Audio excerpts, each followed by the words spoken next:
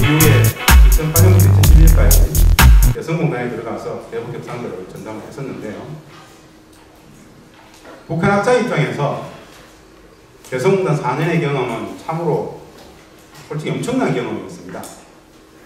일반인의 눈이 아닌 기존에 그나마 북한 체제를 좀 많이 알고 있었다고 생각했던 제 눈에 비쳤던 매일매일 확인되어지는 북측의 모습은 없더라고요. 없었습니다. 청와대에 있을 때 북측과 협상을 참 많이 했었습니다. 당시에 장관도 회담입니다. 그 현장에서 만났던 협상의 대표들과 만났을 때의 뭐 1박 2일씩 제주나 평양에서 만났던 그 모습들은 협상의 대표로서 만났기 때문에 진정성이 별로 없었다고 느꼈거든요. 여성공단에 4년간 있으면서 제 부서에도 북측 직원들이 있었습니다. 그리고 협상의 파트너로서 7명이 있었습니다. 이들과 시간이 지나면 지날수록 만나게 되는 과정 속에서 제가 느꼈던 한 가지 사실이 있었어요. 확인하고 진짜 확인했던 마지막 하나의 결론이 뭐였느냐. 선생님들, 제가 한번 여쭤볼게요. 북한은 전쟁을 원할까요? 평화를 원할까요? 평화를. 그럼 종국기는 안 되는데? 눈물 나지 않습니까? 북측은 진실로 평화를 원한다. 동의하십니까? 네. 이러면 안 되는데. 이 강의 왜 들으세요? 다 아시잖아요. 사실은 우리가 그토록 지고지순하게 평화를, 통일을 원했습니다. 북측도 맞습니다. 진짜로 평화와 통일을 원합니다. 왜 안 되죠? 방해하는 사람들이 있어서. 어느 나쁜 개 XX들이 그걸 방해할까요? 예, 지금 본질을 다 말씀드렸습니다. 우리 사회 보편적인 상식은 북은 호시탐탐 적화 야욕을 노리는 아주 뭐 용서받지 못할 철면피들 내지는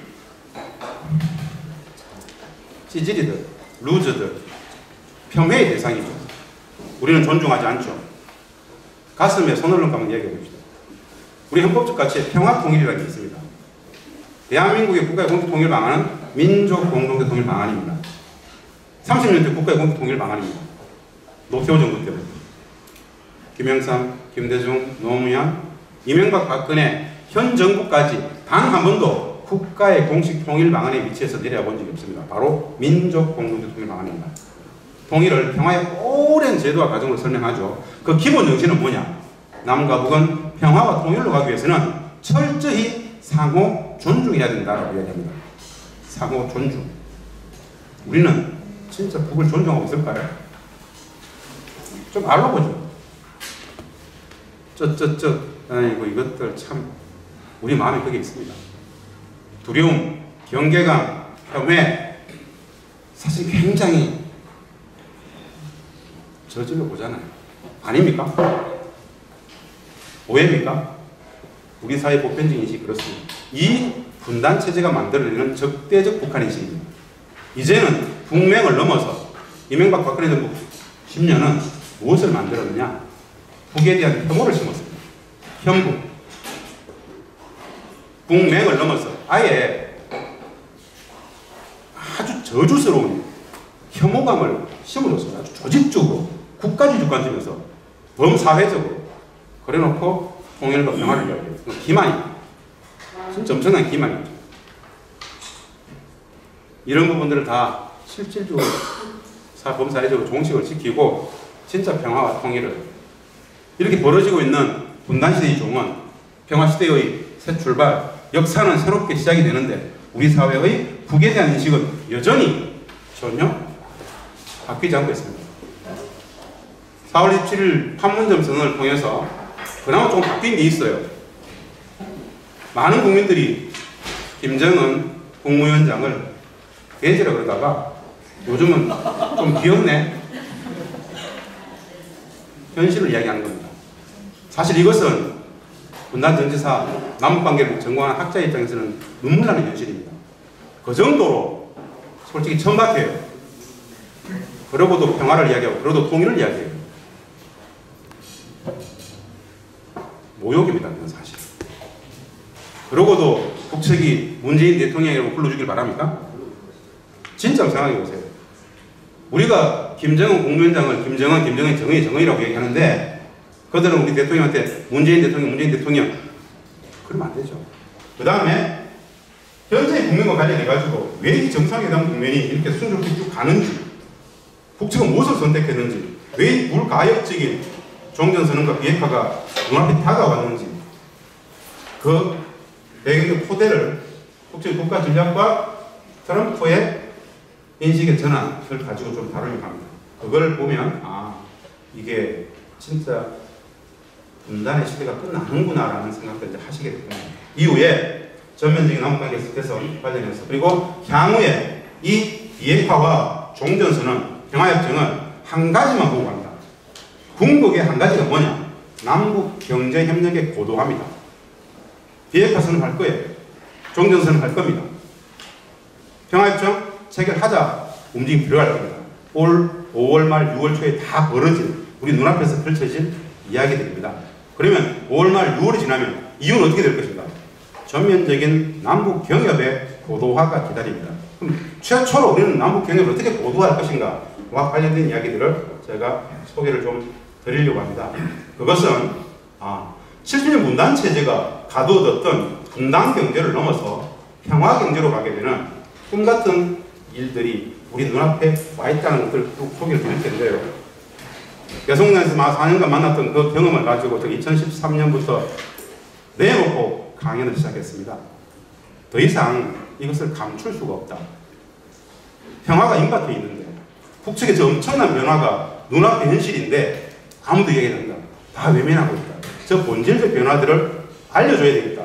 그래서 안산통일포럼은 사실은 저한테는 각별한 곳이에요.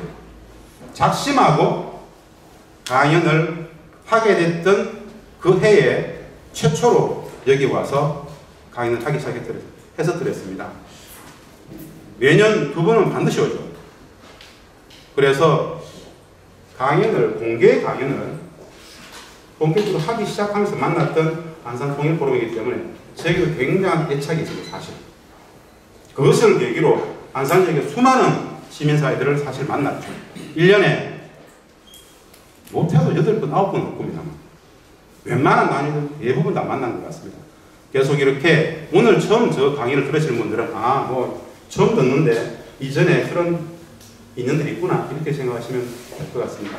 현재는 새 정부 출범하고 다시 2년 2개월 전 바뀌었던 2016년 2월에 바뀌었던 개성공단을 다시 재개 정상화해야 된다는 미션을 가지고 개성공단지원주의 이사장, 개성관리위원장을 맡고 있습니다. 남북경협은 실질적으로 뚫어야 될 과제가 있습니다. 국정농단의 과정 속에서 박근혜가 그렇게 진짜 자해 행위들한테 살았습니다. 닫는 건 그렇게 쉬웠지만 연다는 게 진짜 어렵습니다. 여는 과정은 다시 국민적 합의의 과정들을 가져와야 되는데 유엔 안보리 제재도 있고 미국의 대북 경제공사도 있겠죠. 그러나 낙관합니다. 올해 하반기에는 반드시 우리는 개성에 들어간다라는 생각을 하고 있는데요. 현재 이 판문점 선언 이후에 5월 북미 정상회담 성공에 끝날 수밖에 없습니다. 구조적으로 역사의 흐름입니다. 시대적인 흐름입니다. 그렇다면 6월, 7월, 8월 정도 되면은 남북 경협 문제들이 남북 회담의 테이블에 올라올 것이고 그때부터 기반 시설부터 닦고 기업들은 하반기에 1개, 2개 기업들이 하나씩 들어가지 않겠는가 이런 좀 노정들을 가지고 있습니다. 전체적으로 올 2시간을 나눠야 될 맥을 한번 짚어봤습니다. 그럼 처음부터 분단부터 한번 분단과 통일에 대해서 압축적으로 좀 메시지를 던지고자 합니다. 한번 공유했으면 좋겠습니다.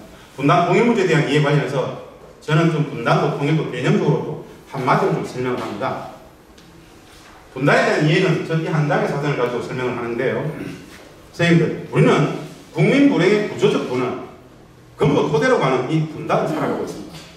분단은 우리들의 생활을 100% 규정합니다. 일상적인 생활 양식을 완벽히 규정합니다. 정치적, 경제적, 사회문화적 엄청난 환경이죠. 분단 체제라고 해서. 이 분단의 본질은 뭘까? 분단의 기원은 뭐지? 분단의 속성은 뭘까? 이것을 누구도 가르쳐주지 않습니다. 그것을 가르쳐주면 분단은 와야 됩니다. 본질을 가르칠 수가 없어요. 그 분단의 본질이 뭐냐? 쉽게 말씀드리면 분단의 본질, 분단의 기원, 분단의 속성은 한마디로 외세가 바른 분단이다. 이렇게 보시면 됩니다. 외세에 의한 분단. 외세가 우리를 갈랐다. 더도 덜도 말고 딱 그게 답니다. 외세가 강요한 분단이었습니다. 외세가 강제한 분단이었어요. 독일을 2차 세계대전의 전범국가였던 독일을 전범국가이기 때문에 동독과 서독으로 나눴죠.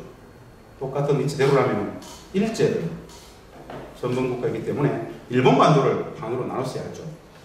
왜 이 땅이 나뉘어짐을 당했을까요? 여하간 간에 우리는 식민지국가였지 않습니까? 2차 세계대전이 끝났을 때 전 세계에서 식민지에서 독립이 되었던 나라는 총 78개국가입니다. 78개국가. 우리만 유일하게 갈라짐을 당했습니다. 맞죠? 진짜 억울하죠? 무슨 말씀을 드리고 싶냐? 우리의 의지와는 무관하게 국제정치적 패권의 질서가 이 땅을 갈랐다는 겁니다. 왜? 그들의 국익을 위해서. 그들은 이 땅을 그렇게 갈라놓고 애초부터 어느 정도의 시간이 지나면 합쳐줄 생각은 애초부터 없었습니다. 누구의 잘못이죠? 진선미의 가치금 정의적 관점에서 누구의 잘못입니까? 그들의 잘못이잖아요. 힘없었기 때문에, 우리 당했기 때문에 우리의 잘못입니까? 물론 뭐 그렇게 이해할 수 있습니다만은 왜 우리였냐 이거죠. 한 가지 본질만 보자는 겁니다. 우리가 남인이 북인이 이런 개념을 만들지 않았습니다. 우리가 분단이라는 개념을 만들지 않았어요. 국제정책 패권의 질서가 이 땅을 나누면서 남인이 북인이 분단이니 38선이니 이 수많은 개념들을 그들이 만든 겁니다. 분노해야 되죠. 그 시절은 그게 가능했어요. 1945년만 하더라도 이 땅에 글을 읽을 수 있던 사람들은 글이나 글자나 알 수 있었던 사람들은 18%밖에 안 됩니다. 다 무지력이었어요. 세계에서 어떻게 다르는지 위정자는 다들 부패해 있었고 그렇게 당했죠. 본질은 외세가 갈랐다. 그 1945년의 분단의 본질과 2018년 분단의 본질은 완전히 다를까요? 아니면 비슷할까요? 우리는 이 본질을 지금까지 들여다보지 못했기 때문에 45년 분단도 지금의 분단도 생각해 본 적이 없습니다. 우리뿐이 아니에요. 국민 모두가 아무도 생각하지 않았어요. 그 문제에 대해서 생각하면 위험해집니다. 합리적인 문제제기 의심, 이 분단체제는 용납하지 않죠. 그 분단에 저항했던, 그 분단이 획책되어지는 과정 속에서 분단이 기정사실화되고 고착화되고 체제화되어지는 과정에 저항했던 사람들이 있었습니다. 누구죠? 독립운동지사들입니다. 일제 36년 식민지배에 온몸으로 저항했던 그 독립운동지사들은 제일 앞에서 무슨 말 같지 않은 소리냐. 분단이 누구의 분단이냐. 우린 분단 용납할 수 없어. 우리는 원래 하나였어. 국제정책 패권이 우리를 가르겠다는데 우리는 반대한다. 우리는 통일정부를 반드시 만들어야 된다. 라고 저항했던 사람들은 대부분 죽임을 당했습니다. 몽양 이원영 선생, 백범 김구 선생, 김규식 선생. 그 시기에 죽임을 당했던 사람들의 공통점이 있습니다. 딱 하나예요. 분단에 저항했던 사람들. 통일을 이야기했던 사람들은 대부분 죽임을 당했습니다. 참혹한 이야기인데 역사는, 분단적 역사는 그것을 기록하지 않습니다. 이걸 기록해 둘 수가 없어요. 그래서 왜곡했습니다. 이승만의 정치적 정적이었기 때문에, 이승만의 정치적 정적이었기 때문에 죽였다고 얘기합니다. 거짓이죠. 분단에 저항했기 때문에, 통일을 이야기했기 때문에 죽인 겁니다. 지난 한 한 달 전 4.3이 있었습니다. 4.3 다들 아시죠? 네. 참혹한 이야기입니다. 역사가 아니죠. 현재 진행형이죠. 전체 제주도민 21만에서 30만, 작게는 21만, 많게는 30만, 그 중에 3만이 죽었습니다. 단순히 죽은 게 아니죠. 학살을 했죠. 명분이 뭐였습니까? 명분이 뭐였느냐? 350명의 남로당 당원들을 솎아내기 위해서 3만 명 죽였습니다.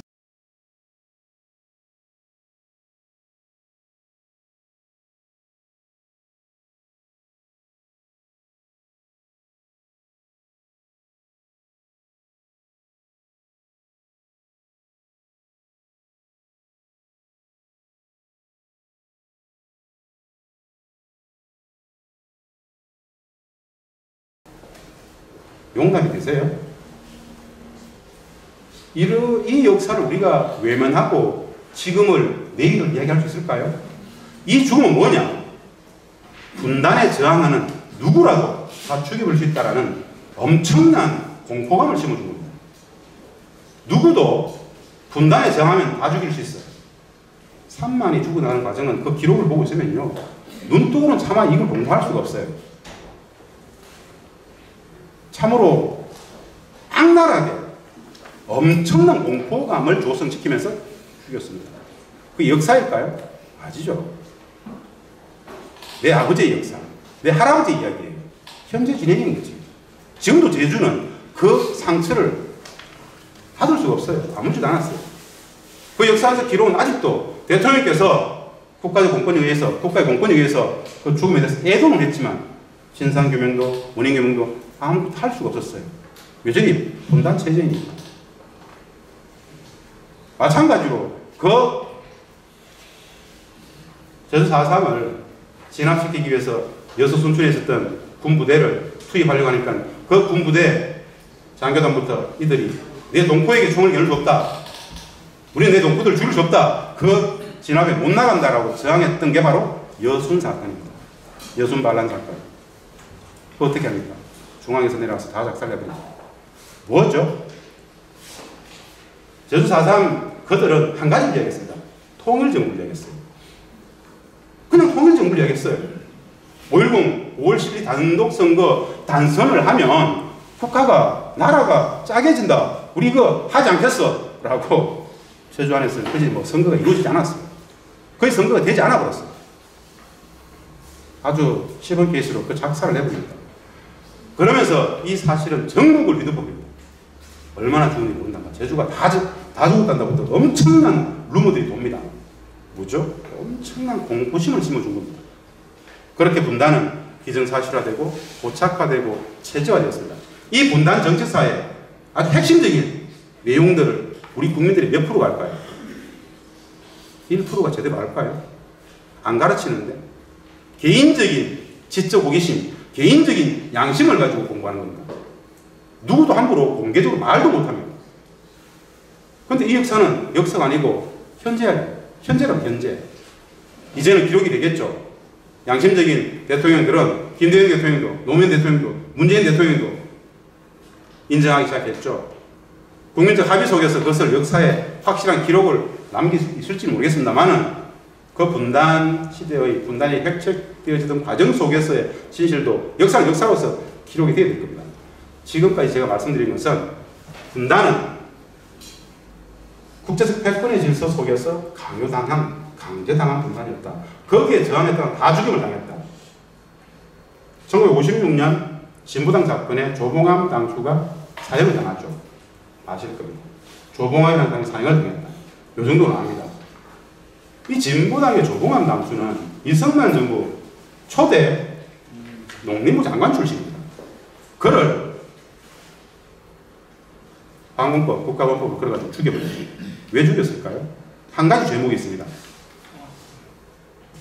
평화를 이야기했어요. 남북은 한민족이다. 우리는 평화로 가야 된다. 평화 통일하자. 라고 주장을 합니다. 그래서 죽여버렸어요.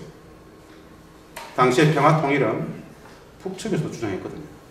북측의 주장에 동조한다 해서 죽여버렸어요. 진짜 이해되시죠?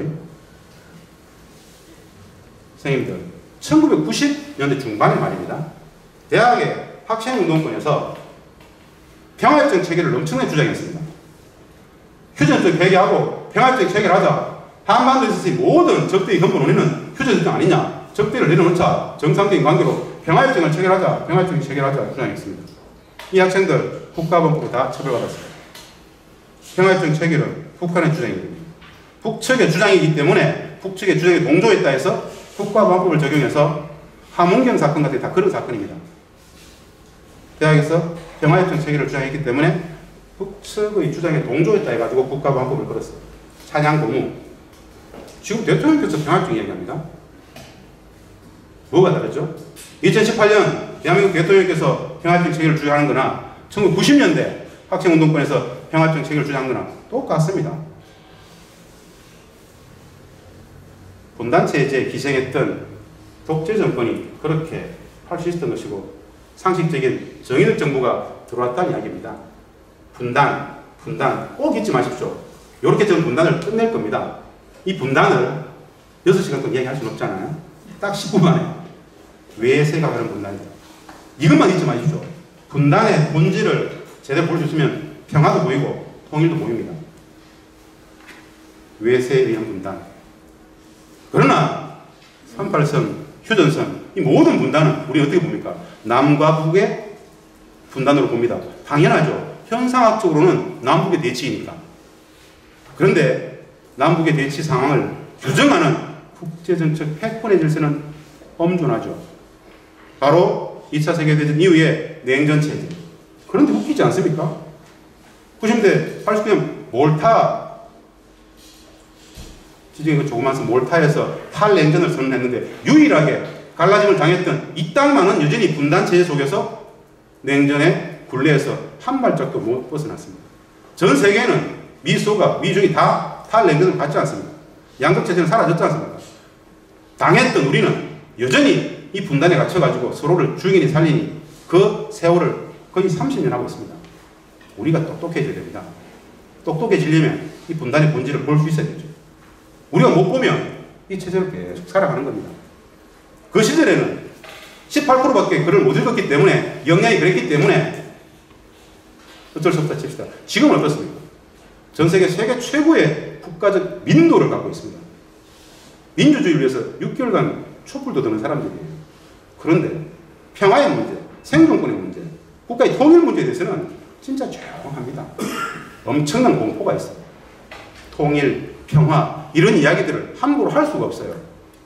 혹 종북이니 좌빨이니 친북이니 이런 말 한마디면 작살난다고 생각하니까 여전히 분단을 넘어서 북측하고 친하게 지내자 이 말은 금기에 엄청난 두려움의 대상입니다.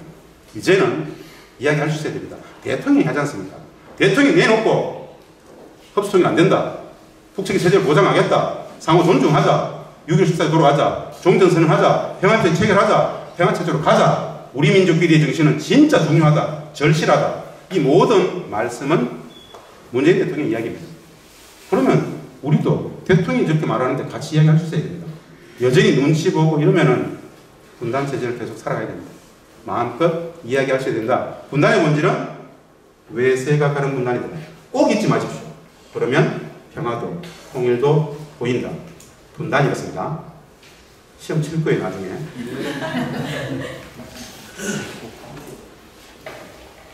강요된 분단, 강제된 분단, 그 강제된 분단에 동원되었던 일제의 주부들, 선생님들, 백범 선생을 암살했던 안두희는 서북정단 단원이었죠. 맞죠? 서북정단의 실체를 아세요? 서북정단이 어떤 놈들이 있는지 안 가르치니까 모르죠. 그냥 서북청년단을 하더라. 서북청년단이라는 게 있다 하더라. 만 알아요. 또 서북청년단의 본질이 뭡니까? 실체가 뭐예요? 해방 이전에 북측 지역에서 친일이 경찰했던 놈들입니다. 친일이 주구했던 놈들이에요. 그 군대에 있었던 놈들이 38선 이북에서 극단적인 친일파 청산 작업이 들어오니까 도망 내려와가지고 그들의 세력을 만들었던 게 서북청년단입니다. 그들이 독립운동지사들을 암살하는 형국이 해방정국의 본질이에요. 용서가 되세요? 본질은 뭐냐? 일제히 주구들이 해방정국 이후에도 분단체제를 성립하는 과정 속에서 그 주구가 되어가지고 우리의 독립운동지사들을 죽였다.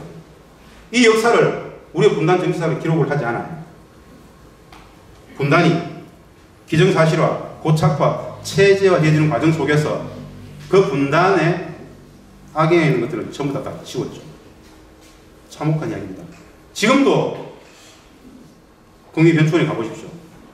임정의 요인들이 있습니다. 백범 선생의 어머님께서 비석을 가지고 누워있어요. 그 옆에 누가 있는지 아세요? 안두희에게 백범을 죽이라고 지시했던 김창룡이 같이 누워있습니다. 이게 대한민국이에요. 진짜 아름답지 않습니까? 그리고도 역사를 이야기해요. 이 모든 지랄맞은 상황이 왜 왔습니까? 분단 체제 안에 이 엄청난 부조리, 모순들이 있는 거예요. 그러고도 우리는 삼시세끼 밥을 잘 먹습니다. 이제는 정리해야 됩니다. 역사의 기록으로 반드시 기록은 잘 해야 되지 않겠습니까? 우리가 후대를 이야기한다면, 미래를 이야기한다면 우리 아이들에게 진리니 정의니 최소한 진선미의 가치교범을 진짜 이야기하려면 그 정도는 역사의 기록으로라도 제대로 남겨두자는 거예요. 처벌하자는 게 아닙니다. 민족의 정신사만이라도 좀 제대로 써두자. 그래야 우리 후대들이 제대로 역사를 인식하고 다시는 그런 치욕적인 역사를 되풀이하지 않을 것이다. 그런 취지에서 말씀을 드려본 겁니다. 분단은 이 정도로 김부세께서 남북 동패기구함 48년 4월에 이렇게 업소를 합니다. 조국을 양단하는 외국 군대들의 경계선으로 38선 일각이라도 전복시킬 수 없다. 38선 때문에 우리의 통일과 독립이 없고 자주한 의미도 없다. 대중의 기하가 있고 가정 인상이 있고 종족이 상장까지 되는 것이다. 이런 연설을 전국을 다니면서 합니다. 남북 이것은 사실은 남북 연습회를 하면서 올라가면서 38선에서 읽고 올라갔어요. 그리고 전국을 다니면서 내려왔어요. 계속 분단된 동포 간의 하나됨을 위한 노력은 이 시대의 새로운 독립운동입니다. 48년 48년 계속 하는 이야기합니다.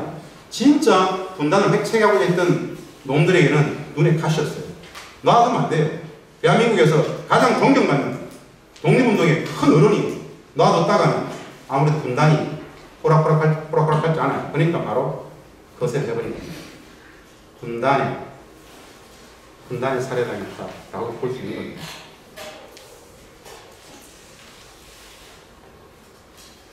경교장은 꼭 한번 가보십시오. 효창공원에 백범 묘소당 꼭 한번 가보십시오. 뭐 이건 다들 아실 거예요. 프랑스가 2차 세계대전 당시에 독일 나치에 잠시 파리가 점령당했을 때 잠시 거기에 부역했던 프랑스 사람들을 어떻게 처리했는지 당시에 말입니다. 정치, 학자, 시인, 문화, 소위 말하는 사회적 지도적 계층이 있는 사람들은 아주 엄벌을 했습니다. 일반인들은 거의 잘 처벌을 하지 않았어요. 그런데 사회정치적으로 리더라고 생각했던 사람들의 부역 행위에 대해서는 가차없이 죽여버렸습니다. 프랑스가 다시 외세의 지배를 받을지라도 또다시 민족 반역자가 나오는 일이 없을 것이다. 샤를 드골 대통령이 얘기했는데요. 나치 부역자 6,763명을 사형을 시켰어요. 26,000명을 징역을 살렸습니다. 곧 잠시입니다. 파리가 나치 독일에 들 때 잠시 점령당했을 때 곧 잠시 그 시기에 독일에 부역했던 애들을 저렇게 엄정하게 처벌했어요. 우리는 36년 식민지배에 부역하고 그들의 사냥개였던 그 주부들을 단 한 명도 처벌하지 못했습니다. 단 한 명도. 참 아름다운 역사 아닙니까? 부끄럽게 생각해야 됩니다. 진짜 부끄럽게.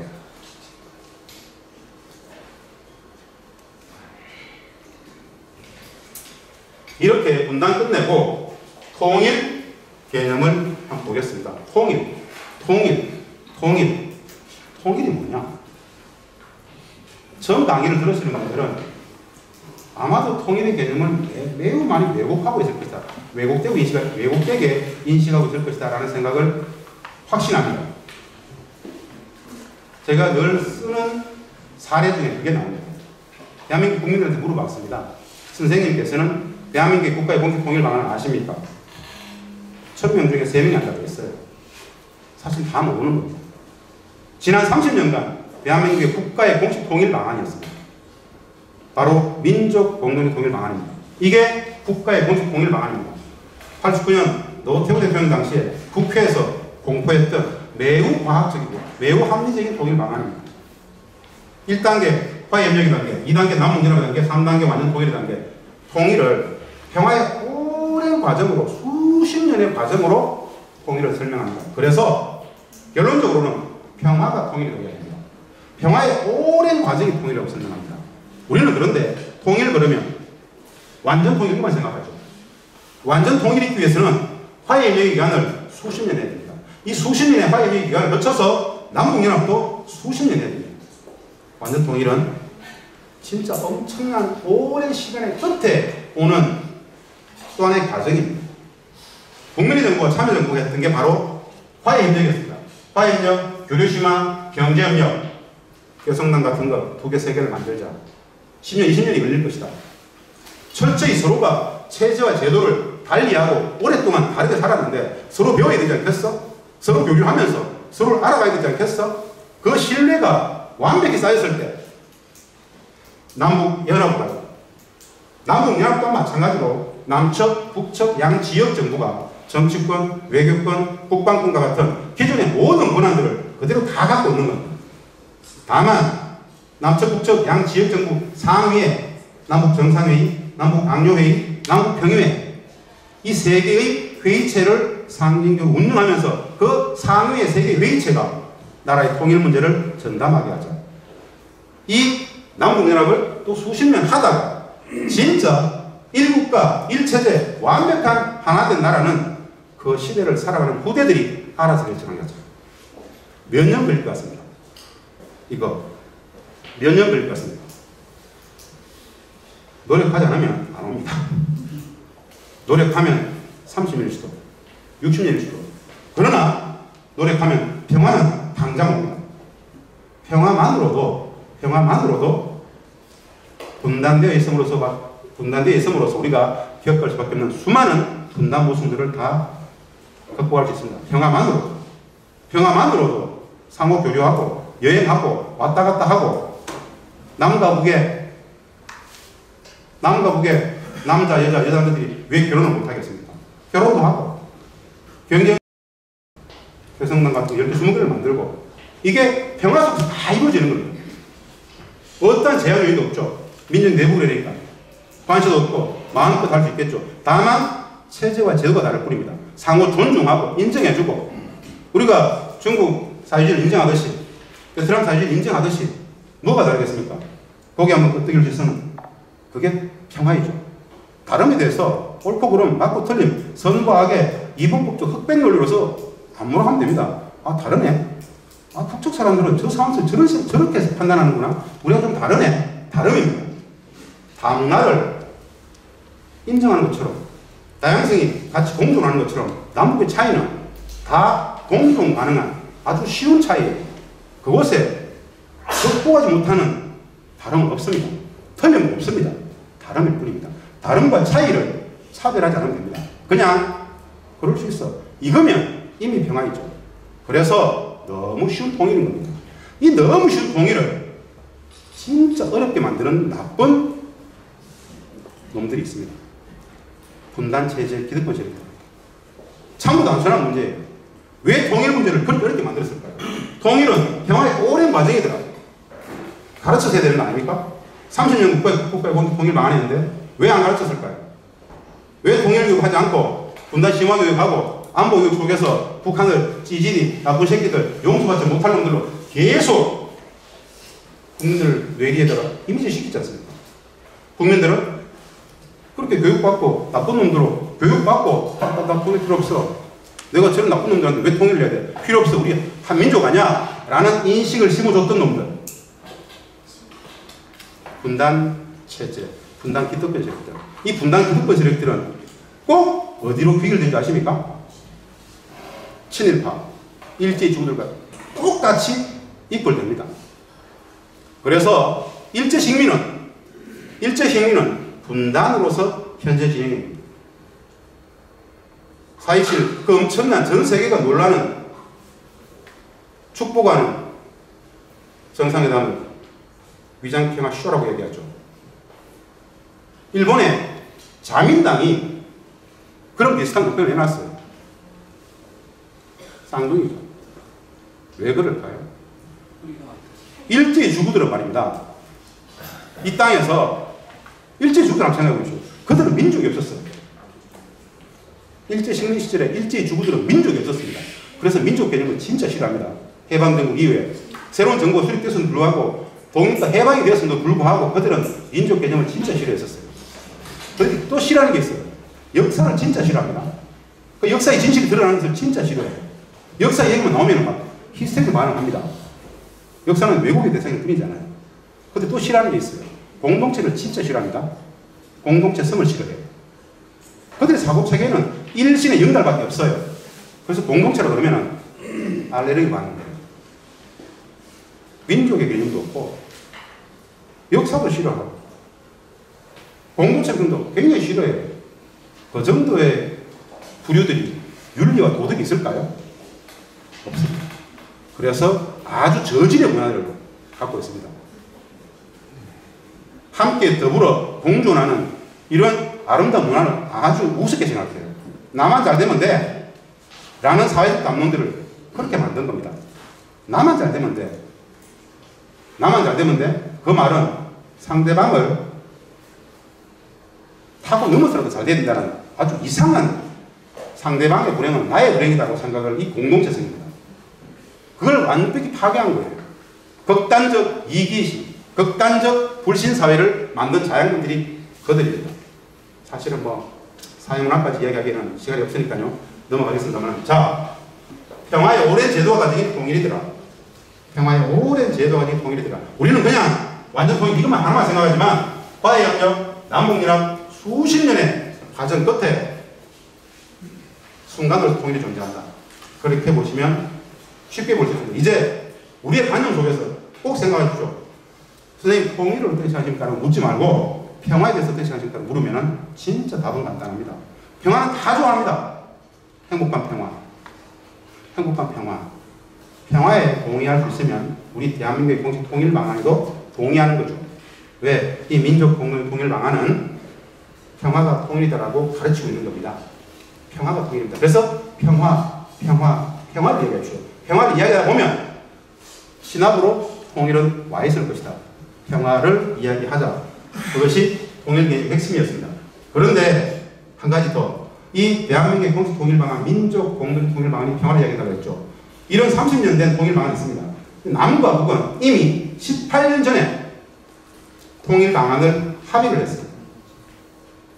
이 엄청난 사실 또한 마찬가지로 우리 국민들의 1000명 중에 3명만이 합니다. 남과 북은 이미 18년 전에 통일 방안을 합의했다. 국민들은 몰라요. 그 통일 방안 합의가 바로 우리 대한민국 공식 통일 방안에 민족 공동 통일 방안에 1단계 화해협력을 거쳐서 남북연합까지 가자라는 합의였습니다. 18년 된 합의입니다. 유효합니다. 6.15 공동선 이양인데요. 6.15는 살아있습니다. 실천하는 문제가 남았습니다. 현 정부의 대북 정책은 거기에 기인하고 있습니다. 이번 판문점 선언 속에서도 남과 북의 기합의 6.15 14를 엄격히 부인하자고 그랬죠. 통일 방안 기준 합의를 확인한 겁니다. 그 방향으로 가겠다는 것이죠. 남과 북은 남측의 연합제한과 북측의 낮은 단계의 논의에 서로 공통성이 있다고 인정하고 이 방향에서 통일을 지향하게 한다. 6.15 공동선 2항입니다. 2000년 6.15 공동선 2항. 바로 화해협력 거쳐서 남북연합까지 가자. 한 최소한 한 20년은 걸리겠죠. 2018년입니다. 2045년이 27년 남았죠. 해방 100년이 되는 해 완전 통일을 선포하자. 국가의 미래 전략에 늘 염두에 두고 있는 미션들입니다. 해방 100년에 진정한 통일을 선포하자. 어떨 것 같습니까? 화해협력, 남북연합 완전 통일. 시대가 엄청나게 빠르게 변하고 있기 때문에 불가능한 일이 아닙니다. 불가능한 일이 아닙니다. 우리가 노력하면 뭐 충분히 가능한 이야기죠. 꿈이 아닌 현실로서 평화만으로도 충분합니다만 완벽하게 통일을 선언할 수 있는 해 2045년을 중심으로 쭉 달려갈 수 있을 것이다. 평화의 오랜 과정 끝에 온다. 이런 생각들을 할 수 있겠죠. 꿈이 아닌 현실입니다. 상호 존중이 된다고 이야기하죠. 아무것도 필요 없습니다. 기도에서 꼭 말씀을 드리고 싶습니다. 통일 과정에는 통일 비용론은 없습니다. 통일 비용론은 거짓, 기만, 사기입니다. 통일 비용론이라는 아주 말도 안 되는 개념을 갖고 와가지고 온 국민들로부터 통일 문제에 대해서 반대하게 만들었어요. 이 엄청난 과정은 남과 북이 상호 엄청나게 윈윈하는 과정입니다. 왜 이 말씀을 드리느냐? 우리는 개성공단 해봤지 않습니까? 14년간 해봤어요. 남도 북도 엄청나게 돈을 벌더라 이거죠. 그냥 허투루 쓰여지는 비용으로서의 통일 비용은 없더라는 거예요. 우리가 이 소실을 깔고 그만큼의 자원을 가져오고 공짜는 없습니다. 유무상통이 오히려 엄청난 부가가치를 창출합니다. 우리는 대동강의 기적을 북측한테 보장하겠습니다. 북측은 우리에게 한강의 기적, 제2한강의 기적을 서로 보장할 수 있어요. 남과 북이 완벽히 윈윈하는 방식이 바로 남북경협, 평화경제라는 겁니다. 분단 경제에 갇혀져 있는 고립된 섬처럼 이 경제가 아니고 남과 북이 손을 잡으면 엄청난 시너지 효과를 내더라.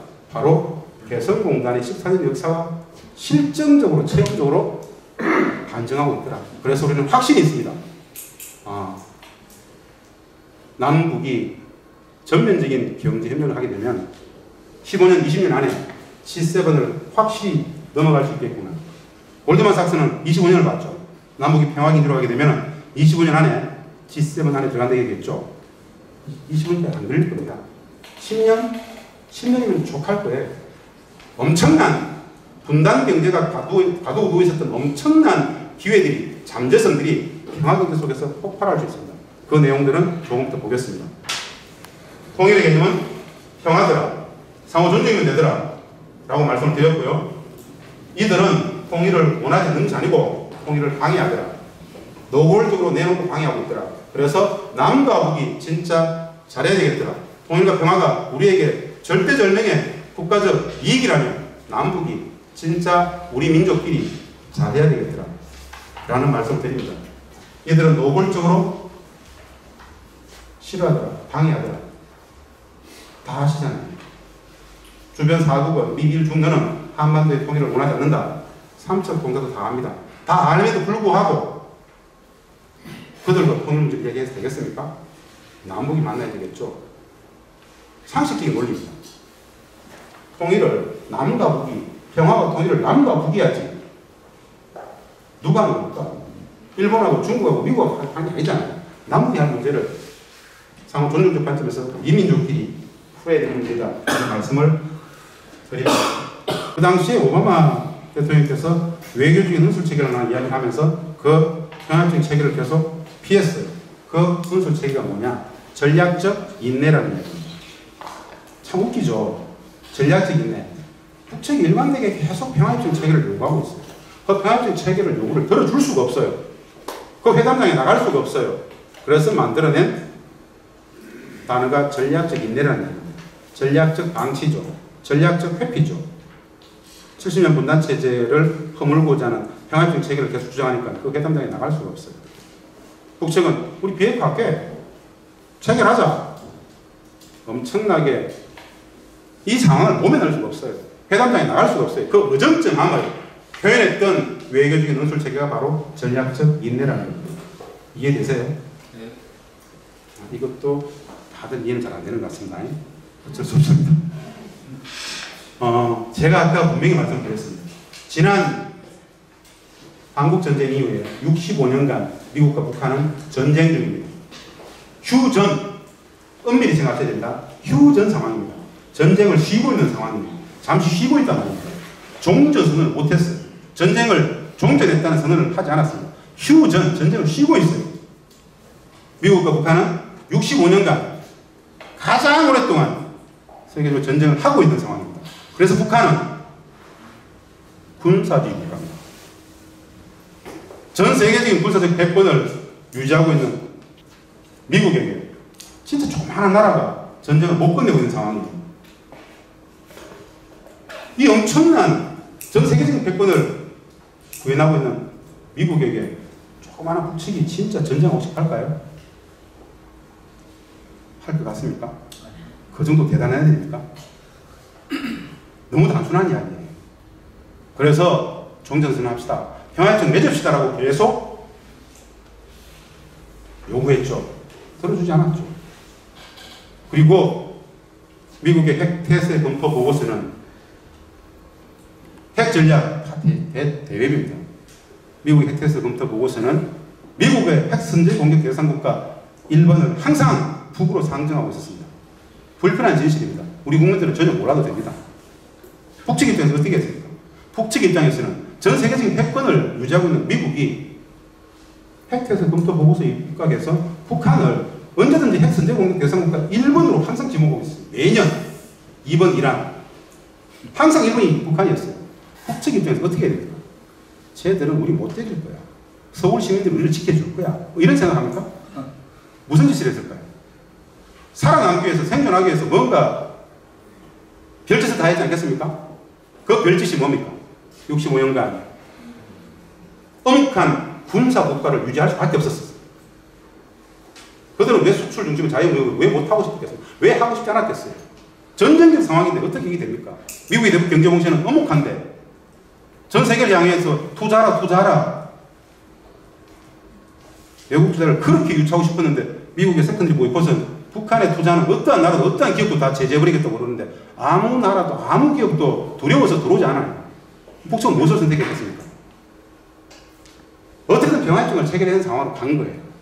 별에 펼쳐서 당하는 과정 속에서 그렇게 군사주의 국가를 유지해왔고 김정은 국무위원장이 딱 들어오면서 작전을 바꿨어요. 이제 보게 되는 상황인데요. 북측의 신년사, 북측의 이 신년사라는 것은 전 세계 어느 나라도 있지 않는 아주 독특한 저 집단주의 체제의 한 표징입니다. 이 신년사라는 것은 말입니다. 북한이 1월 1일 날 최고 지도자가 요즘은 직접 육성으로 발표를 하는데요. 이전 연도 10월, 11월, 12월 한 3달 정도는 전 부분에 걸쳐서, 전 분야에 걸쳐서 평가들을 합니다. 성과를 평가하고 한계를 이야기하고 평가해가지고 쭉 올려가지고 전 국가적 차원에서 총체적인 1년 평가를 하고 그 다음에 나아갈 방향들을 분야별로 딱 집대성하는 국가의 1년간의 전략적 지도 지침이. 그래서 이 신년사는 말입니다. 내용의 엄격성을 가지고 그리고 정확성을 담보합니다. 그리고 전 분야가 다 똑같이 보편적인 지도 지침이기 때문에 보편성을 가져요. 그리고 절대성을 가집니다. 엄격성, 정확성, 보편성, 절대성. 절대성이 어떤 의미냐? 신년사는 최고 지도자 개인의 이야기가 아니에요. 2,500만 논리상은 그런 겁니다. 2,500만 전 부문에 걸쳐서 엄격히 평가를 하고 한 해의 지도 지침을 내놨기 때문에 2,500만 전체가 반드시 실현하고자 하는 절대성을 담보한다고 얘기해요. 그래서 내용의 엄정성, 보편성, 절대성을 담보하는 이 신년사를 웬만한 북한학자들은 1월 1일 나오면 계속 읽어봅니다. 분석을 합니다. 그러면 북한의 한 해가 보입니다. 현 상황이 보입니다. 그건 사실이니까요. 북측도 마찬가지입니다. 이 신년사가 나오면 당원들, 관료들, 인민들도 다 읽어봅니다. 특히 보고 일꾼들은 거의 다 외워버릴 정도로 진짜 열심히 봅니다. 이런 표징은 어느 체제도 사실 없습니다. 이 상징적인 신년사에, 국책 신년사에, 원래 신년사에 어떤 게 담겼는지를 보면 현재의 국면들이 유추가 됩니다. 그래서 한번 그것을 소개를 하고자 합니다. 두 축으로 말씀드렸잖아요. 현재 상황을 유추할 수 있는 두 축. 2017년 11월에 북측은 핵무력 완성을 선언했습니다. 핵무력 완성 선언을 했습니다. 그리고 정면적인 남북관계 개선을 제의를 하게 됩니다. 그 내용들을 한번 보겠습니다. 2018년 신년사 개발평가, 남북관계 개선에 확고한 의지, 대화 평화제가 있는데요. 보겠습니다. 원문의 주요 내용입니다. 핵무력 관련해서 이렇게 썼습니다. 반만년 민족사에 특이한 기적적 승리를 가져왔다. 무슨 뜻이냐? 국가의 핵무력을 완성을 선언했어. 배비가 끝났다. 실제 배치가 다 끝났다는 얘기죠. 국가의 핵무력 완성은 역사적 대업을 성취했다. 그 무엇으로도 되돌릴 수 없는 강력하고 믿음직한 전쟁 억제력을 보였다. 이 전쟁 억제력이 뭐냐? 여기서의 전쟁은 뭐냐? 북측이 상징하는 전쟁은 미국의 핵 선제 공격 대상, 이것부터 미국의 북측에 대한 공격을 전적으로 봅니다. 그것이 상징하는 전쟁입니다. 우리가 상징하는 전쟁은 북이 우리 쪽으로 남침하는 것을 전쟁을 보죠. 맞죠? 우리는 그게 전쟁이지만 북측은 전쟁을 미국의 북에 대한 핵 선제 공격 대상으로 이런 게 전쟁입니다. 미국이 공격을 전적으로 봅니다. 그래서 이 무핵무력을 갖게 됨으로써 강력하고 믿음직한 전쟁 억제를 보유하게 된다. 미국은 결코 나와 우리 국가를 상대로 전쟁을 걸어보지 못합니다. 미국 본토 전역이 우리의 핵타격 사정권 안에 있습니다. 이렇게 신선이 됐어요. 그러니까 미국이 트럼프가 뛰겠죠. 내 책상에도 김정은보다 더 큰 단추를 갖고 있다. 이렇게 얘기했습니다. 단추가 크다 이거죠. 북측이 핵을 어느 정도 갖고 있느냐. 군사적으로 대충 추정하건대 말입니다. 핵탄두가 한 25개에서 65개 정도 갖고 있을 거예요. 추정이 있습니다. 추정. 미국은 얼마나 갖고 있을까요? 많습니다. 약 8,000개에서 10,000개 정도로 이제 합니다. 60개든 10,000개든 뭐 별 중지 아닙니까? 다 죽습니다. 똑같이. 죽는 건 똑같습니다. 이미 핵무기라는 것은 말입니다. 일반적인 공격 무기가 아닙니다. 상호 확정 파괴. 내가 때려가지고 압도할 수 있는 느낌이 아니면 상호 핵을 갖게 되어버리면 같이 죽습니다. 현대전에 있어서 핵의 위력이라는 것은, 특히 수소폭탄의 위력이라는 것은 인류가 감당할 수 없는 파괴를 가집니다.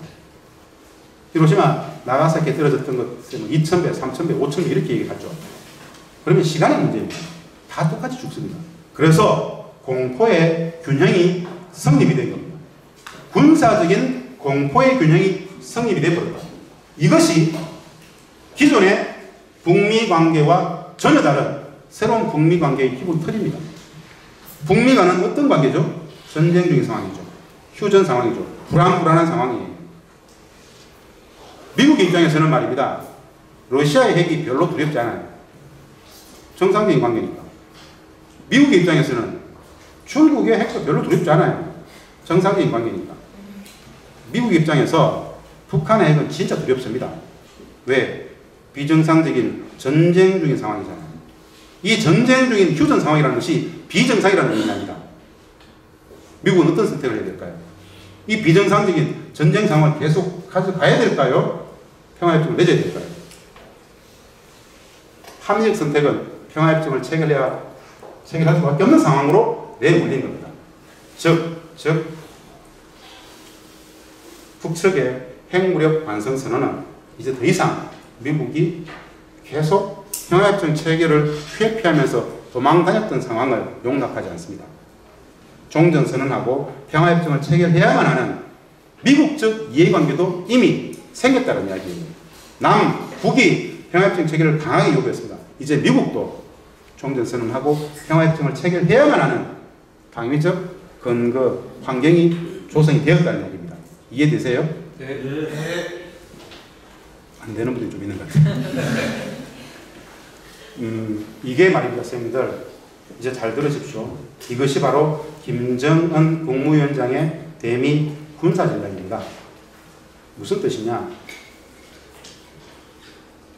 김정은 국무위원장의 아버지 김정일 국방위원장은 말입니다.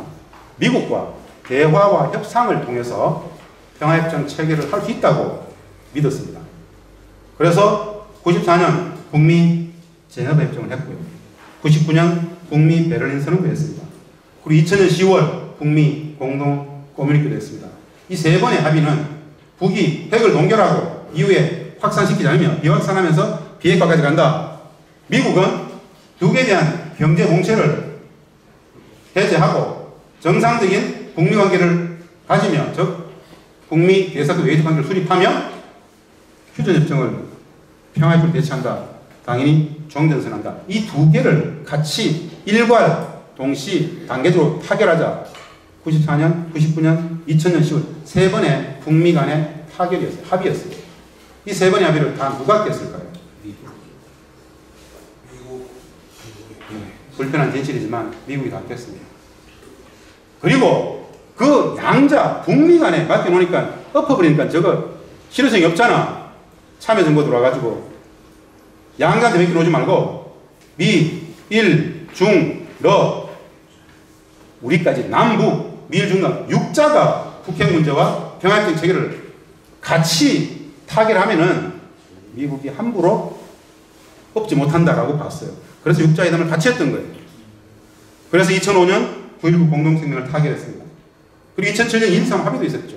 2005년 9.19 공동성명은 진짜 북핵 문제의 완벽한 해결을 위해서 평화협정을 체결하겠다는 엄청난 합의였습니다. 3일 만에 미국 재무부가 깨버렸습니다. 이것을 가지고 김정은 국무위원장은 아버지 김정일 국방위원장의 대미 군사 전략을 아주 강도 높게 비판합니다.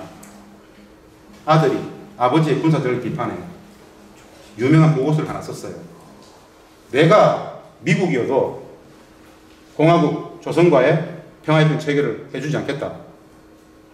미국 입장에서 북측과 평화협정을 체결한다고 해서 무슨 이득이 있겠는가?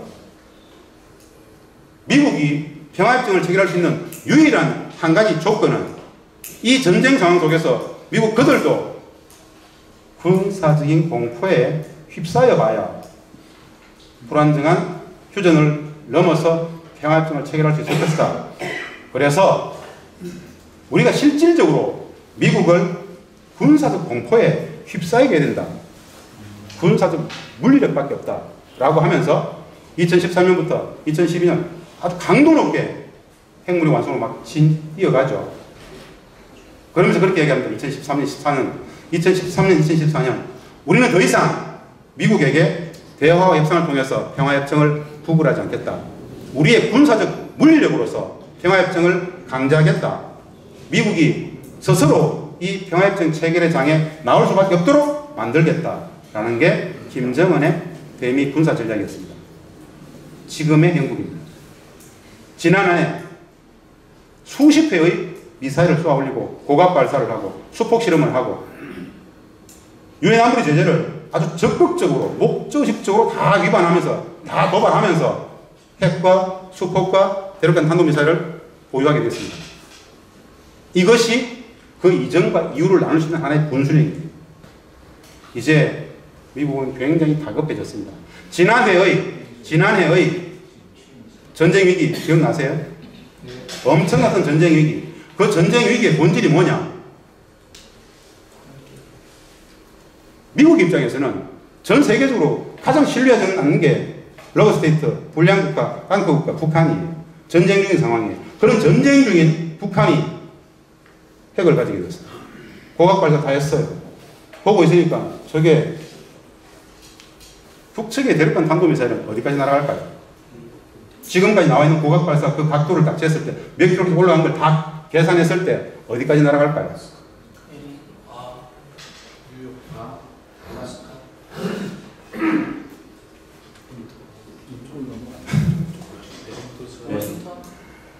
네. 3주 전에 영국의 의회 국방위원회가 아주 재미있는 발표를 하나 했습니다. 그럴 일은 없지만 북측이 지난해 보였던 고각 발사의 각도를 봤을 때 북측에서 쏘면 런던도 맞을 수 있다. 대서양을 넘어갑니다. 무슨 뜻이냐? 그냥 다 끝났다는 거예요. 다 끝났다는 거죠. 이것이 엄존하는 군사적 공포예요. 웃기죠? 아주 넌센스 같은 이야기를 해요. 북한의 핵 보유를 정치적으로 인정할 수 없다. 뭐 정치적으로 인정 안 해주고 군사적으로 인정하는 겁니까? 핵 보유라는 것은 말입니다. 핵 보유라는 것은 어떤 인센티브가 있는 게 아니에요. 핵을 보유한 나라는 핵 선제 공격 대상의 국가에서 제외되죠. 핵 보유한 나라는 핵 공격을 받지 않는다라는 단순한 논리가 핵 보유 국가라는 것이에요. 핵을 보유한다고 해서 뭐 유엔이 돈을 줍니까? 아니잖아요. 핵 보유 국가의 지위라는 것은 사실은 국제정책으로 있는 건 아니에요. 핵을 가진 나라는 누구도 선제 공격을 받지 않아요. 이것이 북측이 추구했던 하나의 전략이죠. 그러면서 이 전쟁 상황을 끝내지 않는 한 우리도 너네들 때릴 수 있다. 그래도 휴전협정 폐기하지 않을래? 라고 이야기를 하기 시작했어요. 너네들이 평화협정을 체결하지 않고 휴전협정을 계속 유지하겠다는 것은 전쟁을 하겠다는 건데 그럼 전쟁을 하자. 진짜 웃기죠. 전쟁을 하자. 아니면 평화협정을 체결해라. 양자 체결해라. 지난 한 해 동안에 어목했던 전쟁의 위기입니다. 그래서 미국은 이런 생각을 했어요. 향후에 이미 다 가져버렸고 향후에 혹 있을지도 모를 북측의 미국에 대한 공격을 예방하기 위해서 예방전쟁적 관점에서 선제 타격을 할 것인가 말 것인가, 예? 예방전쟁적 관점에서 선제 타격을 할 것인가 말 것인가가 전쟁을 둘러싼 위험이었어요. 그 모든 전쟁의 근본 본질이었어요. 때릴까 말까? 못 때리죠. 때릴 수가 없어요. 다 같이 죽기 때문에. 그래서 이미 전쟁은 끝났다라고 이야기를 한다는 것이죠. 전쟁이 끝나서 어떻게 됩니까? 휴전협정 폐기하고 평화협정을 체결해야 되는 상황으로 미국도 내몰렸다. 이렇게 보시면 큰 틀에서 별로 틀리지 않습니다. 그것이 근본 조건의 변화이다 라고 보면 되겠습니다. 이해되세요? 네. 그래서 이 정상회담 국면은 돌이킬 수 없는 시대적 흐름이다 라고 말씀을 드리는 겁니다. 그래서 분단 시대가 종언을 구하고 평화의 시대가 임박해 있다, 목전에 와 있다. 이것은 되돌이킬 수 없는 역사적인 시대적 흐름이다. 이렇게 보시면 틀리지 않겠습니다. 이렇게 핵무력에 대해서 이야기를 했죠. 그러면서 남북관계 개선에서 이렇게 했죠. 남북관계 개선. 동남관계를 개선해서 민족 사이에 특기할 사회적인 대로 빛내야 합니다. 이 신년사의 남북관계 개선 첫 문장입니다. 동남관계를 개선해서 민족 사이에 특기할 만한 사회적인 대로 빛내야 합니다. 3차 정상회담을 암시했죠. 북한은 군사적 개정을 완화하고 평화적 관계를 마련하기 위하여 공동으로 노력해야 합니다. 미국이 아무리 핵을 두드리면 전쟁 도발 채권에 강군해도 이제는 우리도 강력한 전쟁 억제이 있는 한 어쩌지 못할 것이며 북한함이 마음만 먹으면 능히 조선반도에서 전쟁을 막고 긴장을 완화시켜 나갈 수 있습니다.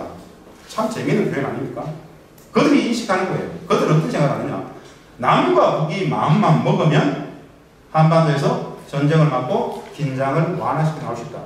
전쟁을 막기 위해서 남북이 공조하자는 겁니다. 그들이 느끼는 전쟁의 본질은 미국의 공격이기 때문에 그 막기 위해서는 남북이 공조하면 이 전쟁을 막을 수 있다는 독특한 북측의 전쟁 개념입니다.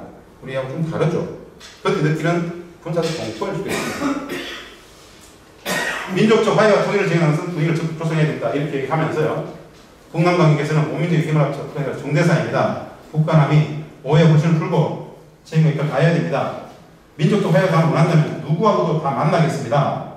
그러면서 빨리 개선하기 위해서는 책임을 이끌어 가야 됩니다. 서로 등을 돌려 자기 입장을 밝힌 아니며 빨리 일어나야 됩니다. 평창을 일으키고 있습니다.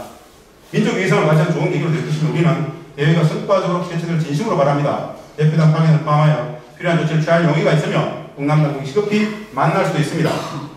한 핏줄을 남긴 계례로서 동족의 경쟁을 같이 기뻐하고 서로 도와주는 것은 응당한 일입니다. 라고 자락을 깔았고 우리는 이 신년사가 나오자마자 바로 제2에서 일주일 만에 남북이 대표가 만나서 평창올림픽을 공동올림픽을 쭉 이어가게 되죠. 이게 신년사 1월 1일의 이야기입니다. 그 이후 지금까지 진짜 엄청난 변화들이 있습니다. 아까 봤던 여러 많은 사진들 어떻게 지난 4개월이 있었는지도 모를 정도로 국가 전략적 차원에서 남북관계 개선에 엄청난 노력을 투자하고 있다. 그리고 전쟁을 막자. 그리고 비핵화, 평화협정 이 모든 것들을 녹여내었습니다. 그리고 2주 전에 조선노동당 전원회의는 결정을 했습니다. 조선노동당 강중앙위 전원회의는 5년 1개월 전에 핵무력과 인민경제 병행 전략을 선포했었는데 딱 5년 1개월 만에 핵무기 개폐시험을 했다는 것을 전제로 핵시험, ICBM 시험 발사 중지하겠다. 북부 핵시험령 폐기하겠다.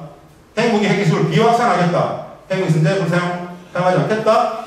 사회주의 경제건설, 인민시간 향상에 총력 집중하겠다. 즉 핵무력과 인민경제 병행 전략을 폐기하고 핵 다 내려놓고 인민경제에 총집중하겠다라는 전략적 노선을 발표했습니다.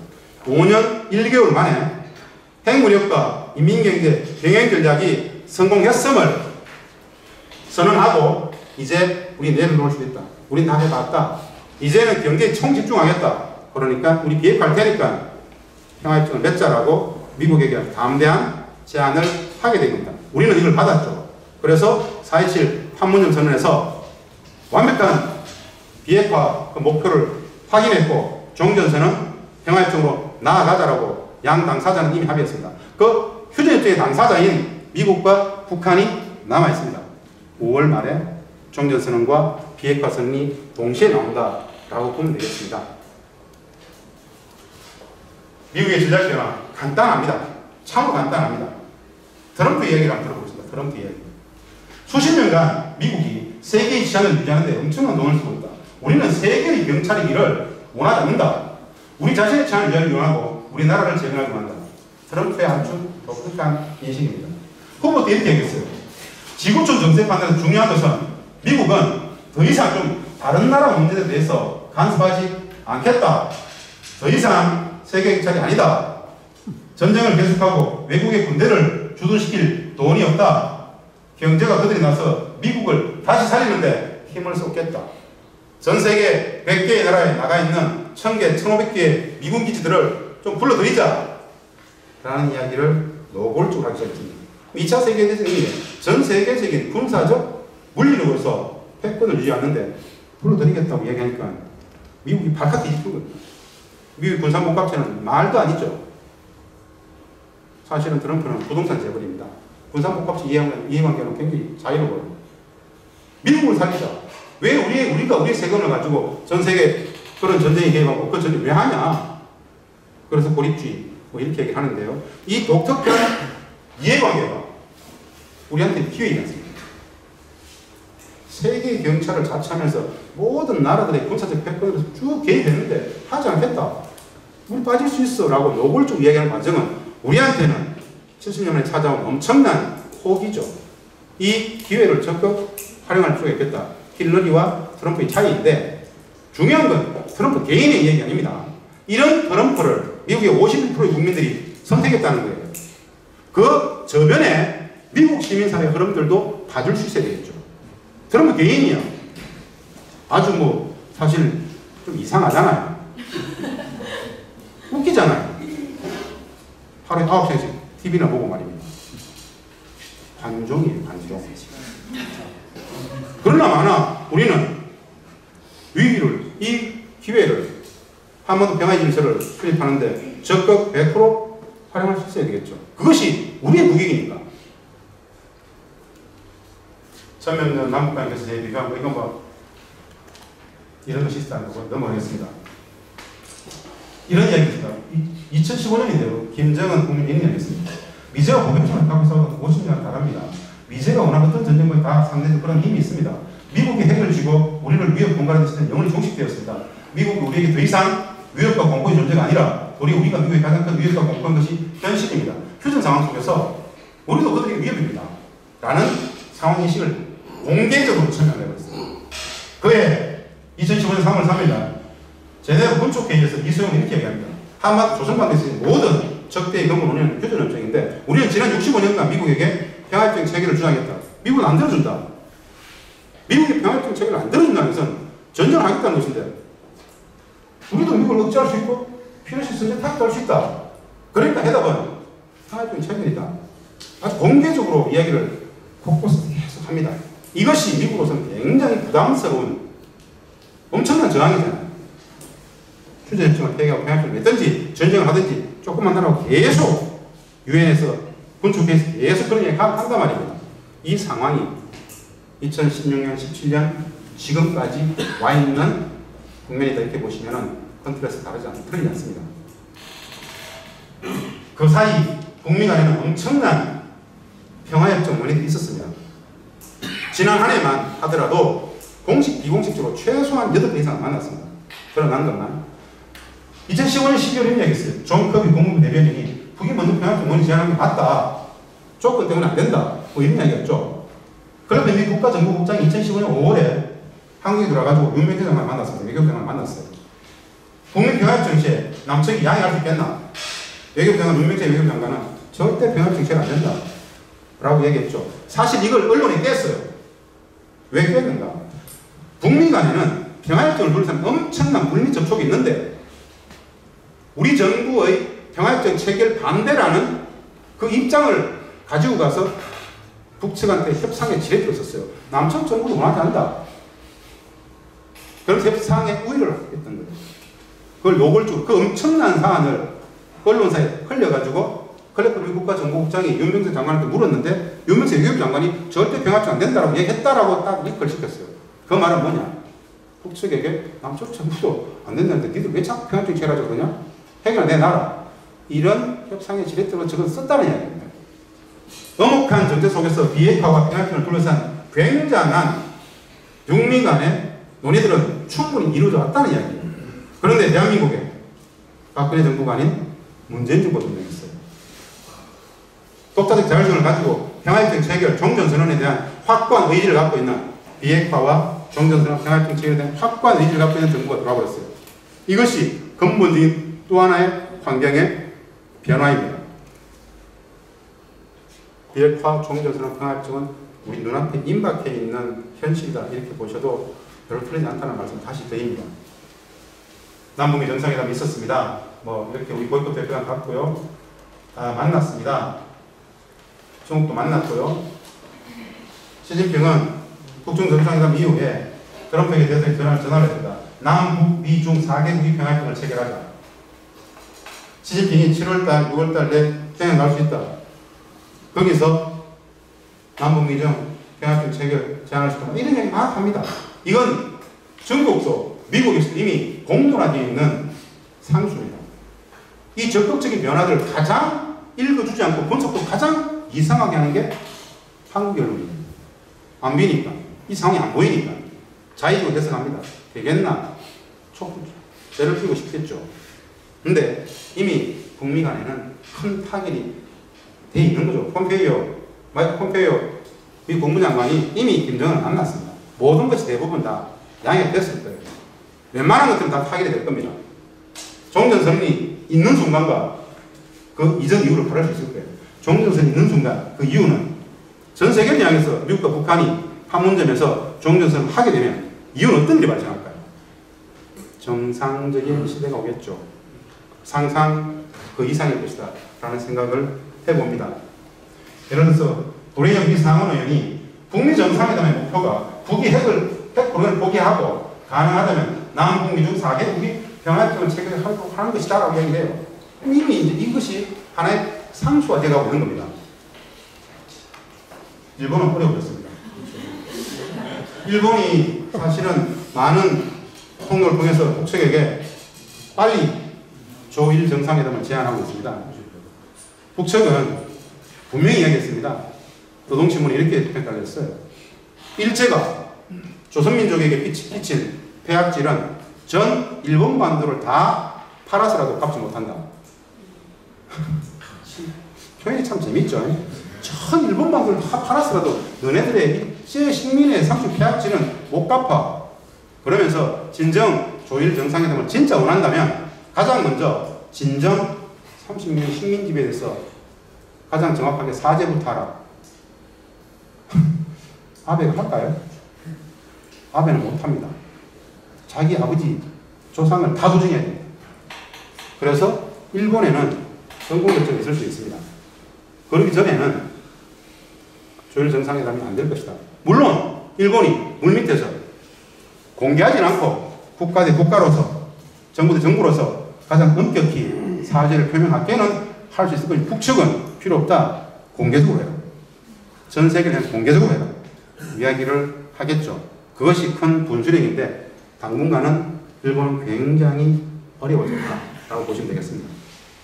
우리는 65년 한일 수교할 때 일본으로부터 사죄 유감 표명을 받았습니까? 우리는 92년도에 한중 수교를 했습니다. 중국은 한국전쟁의 우리 적이었어요. 180만의 부대를 파견했었죠. 120만의 사상자가 발생했습니다. 모 대통령 아들 모한정도 그 전쟁에 죽었죠. 전사했습니다. 지금도 평안도에 묻혀 있어요. 이랬던 중국하고 한중 정상관계 수립했지 않습니까? 한소수기, 한러수기 했지 않습니까?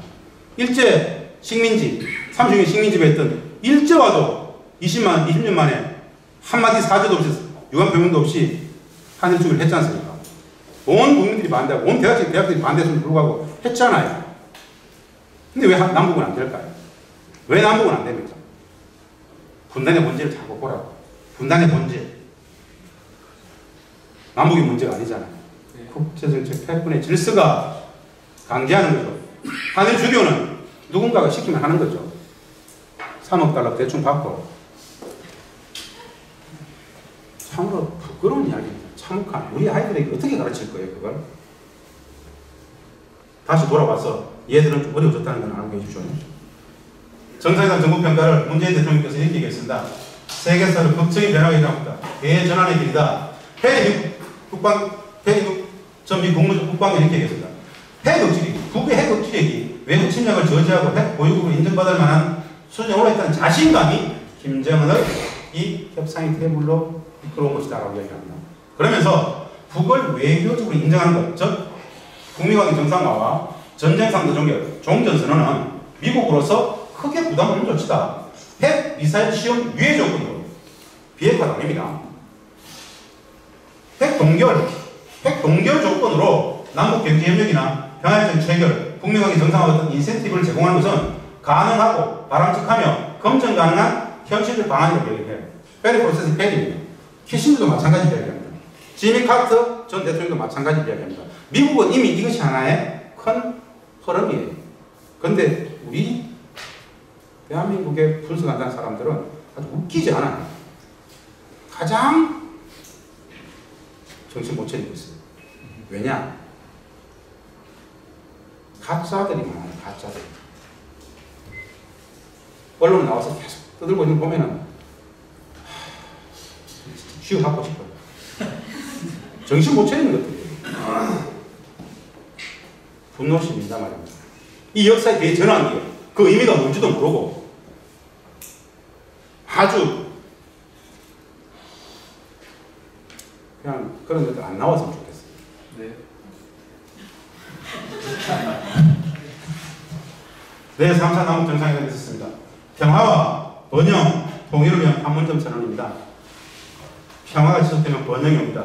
번영의 시간은 오래 가다 보면 통일이 진압으로 온다. 그래서 평화, 번영, 통일의 판문점 선언인데 이 평화와 번영, 통일은 민족 공동 통일 방안에 화해협력, 남북연합, 완전 통일 그 시간들을 저렇게 상징할 수 있다라고 보시면 되겠습니다.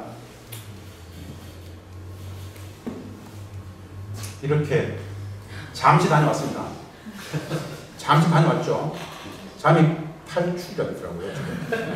잠시 아시죠? 나는 언제 가봅니까? 다녀오실래요? 분단은 말입니다. 진짜 할 말은 아니지만 오랫동안 이 분단 정치사와 북한제 남북 통일 문제를 전공한 저희 입장에서는 진짜 장난 같아요. 무슨 짓입니까? 누구를 위한 분단입니까? 누구의 분단이죠? 누구에 의한 분단입니까? 이 짓을 왜 하냐고요? 이 짓을 왜 하냐고요? 왔다 갔다 할 수 있는데 저기만 갈 수 있습니까? 평양을 왜 못 갔다 옵니까? 왜 못 갔다 옵니까? 갔다 오면 되잖아요. 왜 못 가죠? 관념적 적대, 관념적 분단, 관념적 북한에 딱 사로잡혀가지고 그 공포심이 70년 분단 체제가 강요한 그 공포심이 아무것도 못하게 막고 있지 않습니까? 잠시 다녀오는데. 그래서 저는 가끔씩 이 분단이 진짜 웃겨요. 장난 같아요. 무슨 짓이지 이거? 미친 짓이죠 사실은. 집단 최면이잖아요. 수십 년 꿈속에서도 남북관계 분단 이것만 계속 생각하면 이런 생각합니다. 하루 종일 이것만 생각해요. 남북관계. 하루 종일 모든 사고의 중심에 남북관계 있어요. 계속 보면 야, 참 무슨 짓이지 이거? 이런 생각을 합니다. 그래서 분단은 미친 짓이다. 분단은 장난이다. 라는 생각을 합니다. 네. 예, 이런 거 사실 다 보셨으니까요. 그리고 이런 평을 선언했습니다. 다 담았습니다. 종전, 비핵화, 고도화, 남북기업의 고도화, 6.15 14, 다음킥 실천하자, 뭐, 다 아주 적나라하게 다 담았습니다. 6.15 14개 다 담았기 때문에 이 이적표도 가면 됩니다. 이건 남과 북 분단의 주체인 남과 북의 내용적인 합의입니다. 이제 남은 건 형식적 합의가 남았습니다. 바로 북미 정상회담이 남았습니다. 종전선언 평화시대 선포 새로운 시대의 개막이라고 말씀드릴 수 있을 거고요. 종전선언 지지한다. 트럼프가 지금 종전선언 지지한다 몇 번 얘기했습니까? 5번 얘기했습니다. 5번 얘기했습니다. 그럼 자기도 종전선언 해야 됩니다. 이미 다 거리가 되었을 거예요. 한국 전쟁 끝날 것이다. 한국 전쟁 끝날 것이다. 종전선언 한다는 얘기입니다. 평화협정 체결하겠다는 거죠. 미국이 북측에 뭔가 많이 받았을 거예요. 뭘 받았는지 모르겠지만은 남북 정상회담 당일날 미국 군수산업 주가가 하락했는데 당일 시가총액이 100억 달러잖아요. 하루 만에 100억 달러 나갔어요. 100억 달러. 아름다운 이야기죠. 분단이 종식되어지는 과정 속에서 군산복합체제적 시가총액이 100억 달러 날아간다는 주가가 향후에 세계사적인 시대의 의미, 이거는 대세라는 거죠. 대세. 일방적인 군사적 독점을 가지고 패권주의적 일방성 더 이상 강요가 안 됩니다. 다 똑똑해졌어요. 전 세계 모든 나라 사람들이 똑똑해졌습니다. 민도가 높아졌습니다. 무엇이 옳고 그름, 무엇이 나쁜지를 알아요.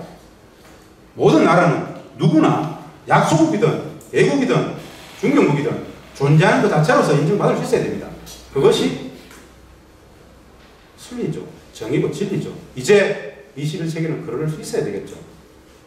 냉전의 마지막 섬, 이 냉전의 고도, 외로운 섬으로 있었던 남북이 분단을 넘어서 평화를 가는 순간 세계사적인 조련은 또 한 번 바뀔 겁니다. 또 한 번 바뀔 거예요. 지금까지 미국은 중국을 견제하기 위해서 북을 빌미로 삼았습니다. 그 이전에는 소련은 러시아를 견제하기 위해서 북을 빌미로 삼았어요. 북과의 관계가 정상화되어 버립니다. 실질적인 냉전체제의 종식이죠. 완벽한 종식이죠. 마지막 섬이었습니다. 동북아의 평화가 옵니다. 북한 문제 때문에 동북아 전체가 대결이 있지 않습니까? 여기에 한반도의 평화가 남북의 평화로 가버리면 무슨 갈등이 있겠습니까? 그냥 건강한 경쟁 관계에 있는 굉장히 경쟁할 수 있겠죠. 엄혹한 군사적 위기가 있겠습니까? 없어집니다. 그러면 무엇을 상상하든 그 이전과는 전혀 다른 시대가 온다라는 이야기예요. 그 상상을 할 필요가 있습니다. 사실은 매우 늦었습니다. 70년간 유지되어 왔잖아요. 독일이 통일된 지 벌써 30년이 다 돼갑니다. 30년이 다 돼갑니다. 우리는 그동안 진짜 미련하게 분단의 본질도 못 보고 지금까지 온 거예요. 진짜 늦은 겁니다. 빠른 게 아니에요. 지금부터라도 진짜 정신 차리고 분단시대 종언과 평화시대 새로운 역사를 맞이할 준비를 마음속에서라도 해야 됩니다. 그러기 위해서는 북을 제대로 알 필요가 있습니다. 북을 제대로 알 필요가 있습니다. 네. 뭐 이런 이야기는 안 봐도 될 것 같고요. 한반도 회담 일정입니다. 정상회담, 한중일, 한일, 5월 중 한미정상회담, 5월 중하순회 북미정상회담, 고위급회담, 6월 중에 북중정상회담, 한미정상회담, 6월까지 동북아가 요동칩니다. 전 세계 모든 카메라들이 한반도만 보고 있습니다. 종전선언을 하게 될 겁니다. 새로운 시대가 온다라는 이야기입니다. 그리고 트럼프한테는 진짜 노벨상 주자고요. 노벨상 줘야 됩니다. 우리는 평화를 공고히 하자고요. 노벨상을 이야기함으로써 종전선언 평화 비핵화에 합할 수 있도록 해주고 뭐 그 정도 그깟 노벨상에 가져가라 이거죠. 우리는 평화만 가져오면 되니까요. 그러면 안 됩니까? 논란이 이제 있습니다. 논란이 이렇게 있습니다. 미국 공화당 의원들이 19명이 발의해가지고 노벨상 추천했죠. 우리 대통령도 적극 양보하겠다고 그랬죠. 노벨상 받을 수 있을 것 같아요. 트럼프가 노벨상을 받으면 우리는 평화가 완벽히 구현이 됩니다. 도로, 항만, 발전소, 철도 현대화. 그래서 이번에 동해선, 병원선 하기로 했죠.